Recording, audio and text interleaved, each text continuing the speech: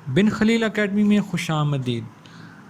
आज हम inventory control system के बारे में देखेंगे। अकाउंटिंग सिस्टम में दो किस्म के इन्वेंट्री कंट्रोल सिस्टम इस्तेमाल होते हैं, एक परपेचुअल इन्वेंट्री सिस्टम, दूसरा पीरियोडिक इन्वेंट्री सिस्टम।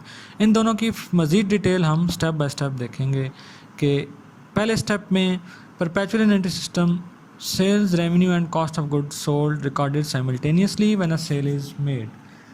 इसका मतलब यह है परपेचुअल इन्वेंट्री सिस्टम के अंदर जब सेल की जाती है तो कंपनी सेल और कॉस्ट ऑफ गुड्स सोल्ड यानी बेचे हुए यूनिट्स का जो कॉस्ट है वो रिकॉर्ड साइड बाय साइड रखती है। जबकि पीरियोडिक इन्वेंट्री सिस्टम के अंदर sales revenue is booked when a sale is made but not cost of goods sold.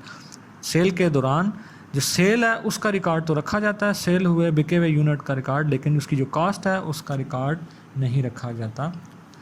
Next step में perpetual updated record of quantity of individual inventory items and their per unit cost is maintain. Perpetual inventory system के अंदर step by step one by one हर individual inventory items की cost और उसका revenue उसका सारा record रखा जाता है। जबकि पीरियोडिक इन्वेंट्री सिस्टम के अंदर record documenting quantity and per unit cost of individual inventory items are typically not maintain. जो रिकॉर्ड है इंडिविजुअल आइटम्स का इन्वेंट्री के अंदर और उसकी कॉस्ट इंडिविजुअल यूनिट की वो नहीं मेंटेन की जाती पीरियोडिक इन्वेंट्री सिस्टम के अंदर। नेक्स्ट स्टेप में परपेचुअल इन्वेंट्री सिस्टम में सबसे उसका एडवांटेज, सबसे फ़ायदामंद क्या चीज़ है परपेचुअल इन्वेंट्री सिस्टम के अंदर, उसकी इंफॉर्मेशन अवेलेबिलिटी।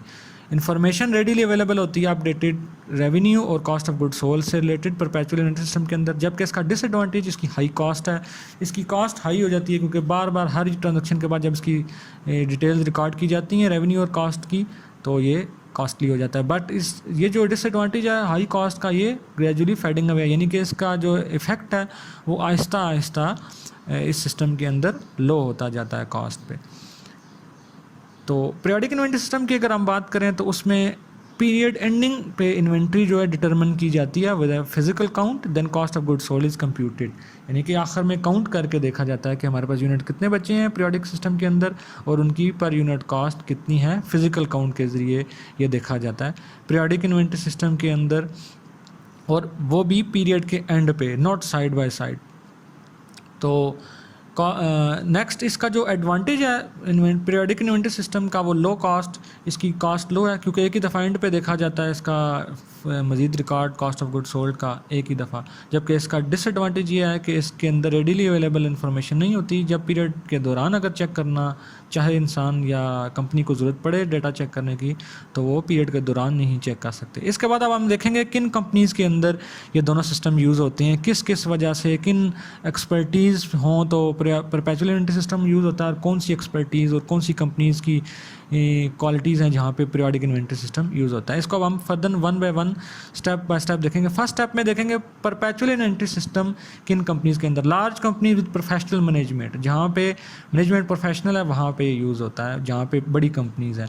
उसके अलावा जहाँ पे मैनेजमेंट और एम्प्लॉयज़ को इन्फॉर्मेशन की ज़रूरत पड़ती है, वो चाहते हैं कि हमें इन्वेंट्री और क्वांटिटी से रिलेटेड स्पेसिफिक इंफॉर्मेशन मिले, वहाँ यूज़ होता है। उसके बाद items in inventory with high पर यूनिट कॉस्ट, जिनकी हाई कॉस्ट होती है पर यूनिट और जिनका सेल्स वॉल्यूम लो होता है। कंप्यूटराइज रिकॉर्डिंग सिस्टम होता है अकाउंटिंग का, तो वहाँ पे चंद एक ट्रांजैक्शन होती हैं जिनको रिकॉर्ड करना आसान होता है, तो वो कंपनीज़ ये सिस्टम इस्तेमाल करती हैं परपेचुअल इन्वेंट्री सिस्टम अपने रिकॉर्ड्स के अंदर।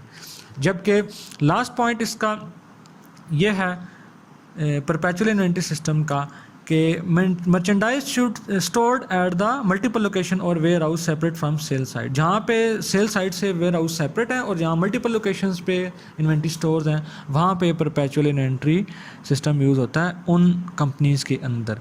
अब हम देखेंगे कि पीरियोडिक इन्वेंट्री सिस्टम कहाँ पे इस्तेमाल होता है। Small companies run by honour, जो छोटी कंपनीज़ हैं जो कि ऑनर यूज़ कर रहे हैं, रन कर रहे हैं, जहाँ पे प्रोफेशनल मैनेजमेंट नहीं है वहाँ ये इस्तेमाल होता है। यहाँ accounting records of inventory and specific product sale not needed in daily operation, जहाँ पे डेली ऑपरेशन में स्पेसिफिक रिकॉर्ड्स सेल्स के ज़रूरत नहीं होते और कॉस्ट के, वहाँ पे ये इस्तेमाल होता है कि पीरियड एंड पे एक ही दफ़ा वहाँ पे देखा जाता है। लेकिन टैक्स रिटर्न्स के एनुअल टैक्स रिटर्न के लिए इसकी ज़रूरत पड़ती है तो वहाँ पे इनका record at the end maintain किया जाता है और फिर वो टैक्स रिटर्न में इस्तेमाल हो जाते हैं छोटी कंपनीज़ में periodic inventory system. Next step में जो इन्वेंट्री है with many different kind of low cost items, इस वो कंपनीज जहाँ पे छोटे छोटे आइटम्स होते हैं लो कॉस्ट और ज़्यादा तादाद में, या high volume of transaction, sale transaction है, बहुत तादाद में सेल्स होती हैं, बहुत बार बार ट्रांजेक्शन होती हैं, और मैनुअल अकाउंटिंग सिस्टम होता है, वहाँ पे फिर पीरियाडिक सिस्टम यूज़ होता है कि वहाँ पे परपेचुअल जो है वो इस्तेमाल नहीं हो सकता, पीरियाडिक के ज़रिए वहाँ पे काम चलाता है। एक दफ़ा उस एंड पे, पीरियड एंड पे वो रिकॉर्ड कर ली जाती है, साथ साथ रिकॉर्ड करना मुमकिन नहीं होता। जबकि इसका लास्ट पॉइंट देखेंगे, all merchandise stored at the sale site for example in the store, सारे आइटम्स इन्वेंट्री के एक ही जगह पे स्टोर होते हैं, तो ज़्यादा आइटम्स होने की वजह से इसका record at the and he किया जाता है पीरियडिक के थ्रू, नॉट परपेचुअल। तो गाइस, डियर स्टूडेंट्स, नाजरीन, ये हमारा आज का लेक्चर था regarding perpetual and periodic system in accounting. इंशाल्लाह फिर हाजिर होंगे एक नए लेक्चर के साथ। तो हमारी वीडियोस देखते रहिएगा, इस चैनल को सब्सक्राइब करें बिन खलील एकेडमी, और इस वीडियो से रिलेटेड अगर कोई कमेंट हो तो वो प्लीज़ ड्रॉप करें। Thank you very much.